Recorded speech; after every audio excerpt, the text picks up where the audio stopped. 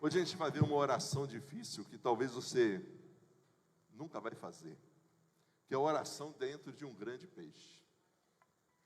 Talvez você não vai ter essa oportunidade de fazer essa oração dentro de um grande peixe. Obrigado, Fernando. Mas talvez você tenha que fazer a oração dentro de uma grande tempestade, dentro de uma grande avalanche que chega na sua casa, na sua família, e você precisa orar. E este homem, Jonas, ele fez uma oração difícil dentro da barriga de um grande peixe. E a oração difícil de Jonas foi que Deus respondeu ele mesmo, ele dentro de um peixe. Abra a sua Bíblia lá em Jonas capítulo 2, o capítulo 1 fala dele fugindo da missão e do chamado que Deus tinha dado a ele. O capítulo 2 é a oração dele. O capítulo 3 é ele voltando e cumprindo a missão, e o povo de Nínive se arrependendo. E o capítulo 4 e a ira de Jonas. Ele fica irado de ver que Deus está salvando aquele povo, e que aquele povo se arrependeu, e o desejo dele como homem é que aquele povo cruel fosse destruído e não salvo. Jonas é enviado por Deus para pregar a Nínive, pregar arrependimento a eles, uma cidade que era violenta, inimigo do povo de Israel, e em vez de obedecer Jonas, ele foge em direção oposta, ele vai para Tarsis. Deus envia então uma tempestade, o navio quase afunda. Jonas é lançado no mar, engolido por um grande peixe, e ali no ventre do peixe, desse grande peixe, ali naquele lugar escuro, apertado, úmido, sem saída, que Jonas ora. E quando a gente olha para esse personagem, Jonas, ele era um profeta real, mas também bem parecido com nós, com cada um de nós. Ele era resistente, ele era teimoso, ele foi orgulhoso, mas apesar de tudo isso, ele foi usado por Deus, apesar de si mesmo. Quando obedece a Deus, Deus o usa. E a sua história nos mostra que Deus não desistiu do profeta, mesmo quando o profeta tentou desistir de Deus. Deus não desistiu do profeta. Portanto, a primeira lição que nós tiramos está lá no versículo 2, e a oração toda a gente vai ler. É uma oração de 10 versículos, que diz assim, olha, Jonas 2:1, dentro do peixe. Jonas orou ao Senhor, o seu Deus, e ele disse: em meu desespero eu clamei ao Senhor, ele me respondeu. Do ventre da morte gritei por socorro, e ele ouviu o meu clamor. Versículo 3, jogaste-me nas profundezas, no coração dos mares, correntezas formavam um turbilhão ao meu redor, todas as tuas ondas e vagas passaram sobre mim. Eu disse, fui expulso da tua presença, contigo olharei de novo para o teu santo templo. As águas agitadas me envolveram, o abismo me cercou, as algas marinhas se enrolaram na minha cabeça. Afundei até chegar aos fundamentos dos montes, a terra embaixo, cujas trancas me aprisionaram para sempre. Mas tu trouxestes a minha vida de volta da sepultura, ó Senhor meu Deus. Quando a minha vida já se apagava, eu me lembrei de ti, Senhor, e a minha oração subiu a ti, ao teu santo templo. Aqueles que acreditam em ídolos inúteis desprezam a misericórdia. Mas eu, com o cântico de gratidão, oferecerei sacrifício a ti. O que prometi, cumprirei totalmente. A salvação vem do Senhor. E o Senhor deu ordens ao peixe, e ele vomitou Jonas em terra firme. No versículo 2 diz: eu, no meu desespero, clamei ao Senhor. Da minha angústia, no meio desta angústia, eu clamei ao Senhor. A oração de Jonas foi difícil, porque ele precisou reconhecer que ele desceu longe demais. Ele estava distante, ele estava tentando fugir de Deus. E é por isso que ele diz, na minha angústia, eu clamei ao Senhor. No versículo 3 ele diz, o Senhor me lançou nas profundezas dos mares, me lançou no profundo. Jonas dentro do peixe, ele faz uma das orações mais honestas das Escrituras. Ele não culpa o navio, ele não culpa os marinheiros, ele não culpa a tempestade, ele não culpa as circunstâncias, ele reconhece que ele chegou ali, porque ele escolheu se afastar da vontade de Deus. Quando você olha o versículo 3 do capítulo 1, diz, ele desceu a Jope. Jonas fugiu da presença do Senhor e desceu à cidade de Jope. No 1:5, você vai ver ele dizendo que ele desceu ao porão do navio. Todos os marinheiros estavam com medo e cada um chamava o seu próprio Deus.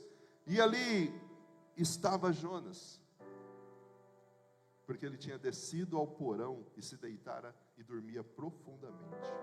E agora no 2:6, eu afundei os fundamentos dos montes, a terra, porque eu desci até os fundamentos dos montes. Ele reconhece que ele foi descendo, porque ele havia escolhido desobedecer a Deus. E o pecado faz isso conosco, nos faz descer, nos faz cair, sempre cria um movimento de afastamento, afastamento emocional, afastamento espiritual, afastamento relacional. E Jonas admite, o Senhor me lançou no profundo. Jonas 2:6, pode deixar aí, por favor. O Senhor me lançou, eu afundei até os fundamentos dos montes. Mas isso só aconteceu porque ele fugiu primeiro. Ele escolheu isso. E ele reconhece então o quanto ele tinha descido. É na oração da responsabilidade, na oração consciente, que a gente desperta. É quando o coração confessa, eu me coloquei aqui nesse lugar que eu estou. Fui eu que fugi, fui eu que desobedeci, fui eu que escolhi isso. Não é culpa de ninguém. Não é culpa do Senhor, não é culpa das pessoas que estão ao redor. Sou eu o culpado. Eu escolhi, eu desobedeci, eu dei esse passo. Fui eu. Jonas então reconhece que está num lugar escuro, apertado, desesperador, mas também entende que Deus ali o alcançou, não para destruí-lo, mas para tratar com ele, para curar ele, para transformar aquele homem. A opção difícil não é a que clama por livramento, mas é a que confessa a verdade com humildade. Não é só clamar por livramento, é dizer, Senhor, eu reconheço que eu estou vivendo isso, porque eu busquei isso.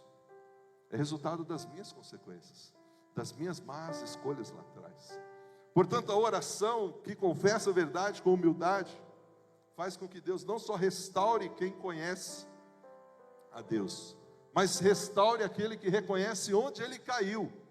E Jonas reconheceu onde caiu. Quando paramos de fugir, Deus começa a reconstruir. Quando nós interrompemos a negação, Deus inicia a cura. Quando admitimos honestamente a nossa responsabilidade, a graça de Deus começa a agir. Mas se a gente só fica apontando o dedo e colocando a culpa no outro, a cura não vem, a restauração não vem. Jonas descobriu no ventre do peixe algo que muitos só descobrem quando estão no vale. Não existe lugar tão profundo que Deus não possa ouvir uma oração sincera. E por mais que a gente desça, peque, fale, deixe a vontade de Deus de lado, Deus ainda assim, nesse vale escuro, Ele vai querer nos restaurar, nos transformar, nos reconciliar. Jonas então, ele clama com uma esperança. Isso, diz assim: as águas agitadas me envolveram, o abismo me cercou, algas marinhas enrolaram a minha cabeça.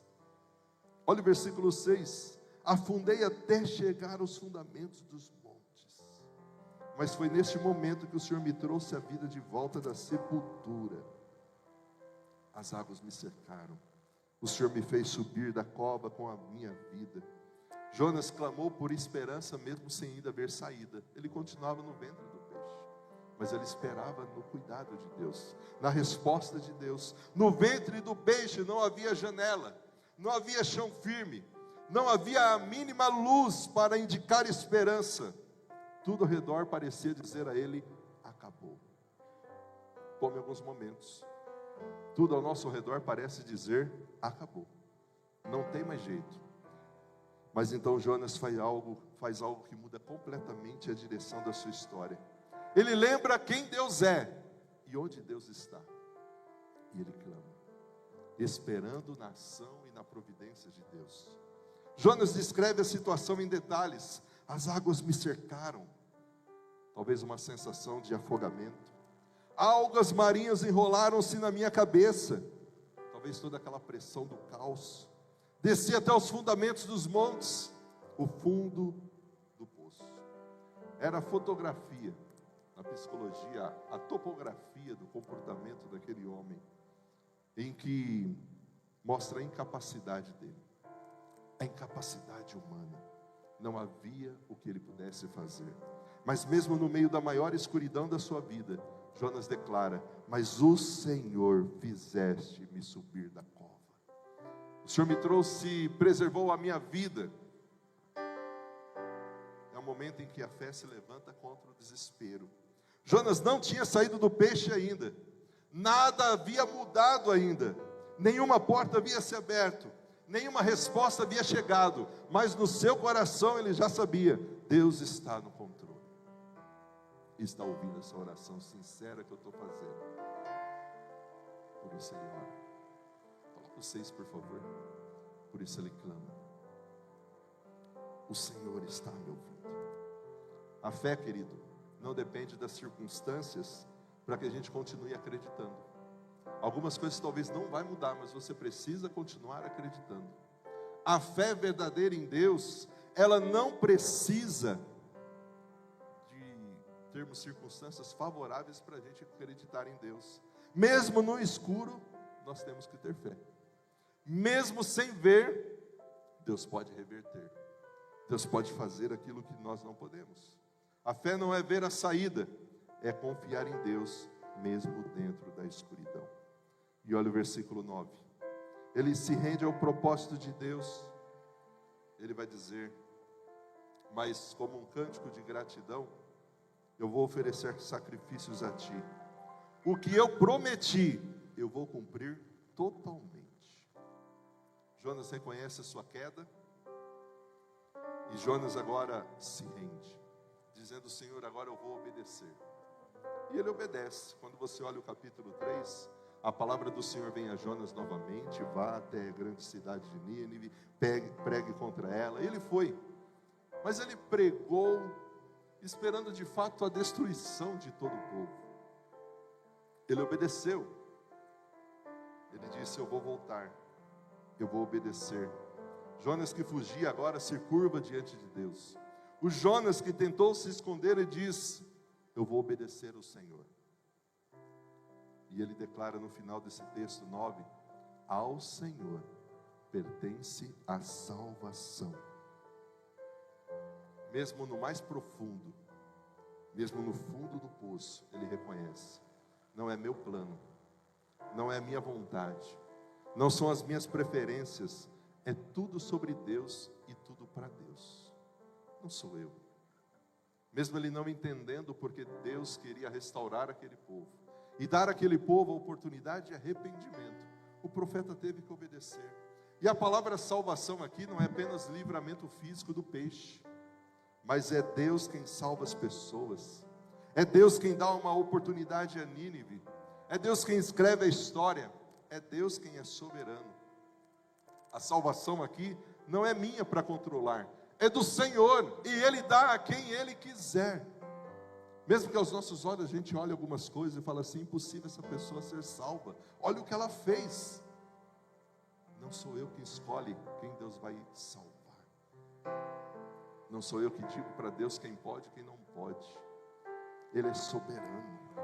Essa é uma rendição que transforma, que muda as nossas vidas. O maior milagre não foi Jonas ter saído do peixe, mas foi ele ter rendido o coração dele nessa oração. O maior milagre não vai ser você ter saído da situação difícil que você está passando, mas é você permitir que essa situação difícil faça com que você se renda, com que você se ofereça, com que você se transforme em alguém melhor, mais parecido com Jesus. Antes que Deus mudasse a situação de Jonas, Deus mudou Jonas no meio da situação. Mesmo que lá no capítulo 4 a gente vê ele tirando, pedindo para Deus tirar a vida dele, não tinha aprendido muito a lição, parece que precisava ser engolido de novo por peixe. Mas Deus estava mudando aquele homem, Deus estava transformando a vida daquele homem. Às vezes estamos orando dentro de circunstâncias que são nossas escolhas, não é culpa de ninguém, e é nesses momentos que a gente tem que ir orar. Deus aqui está disciplinando o profeta, e Deus só disciplina aquele a quem Ele ama, para restauração, para mudança de vida. E a restauração de Deus começa na nossa vida quando a gente para de fugir, e quando a gente se ajoelha e ora. A gente é sincero. Nenhum caos é profundo demais para que Deus não possa operar a graça dele. Ele opera em qualquer situação. E é por isso que a gente está falando de orações difíceis aqui.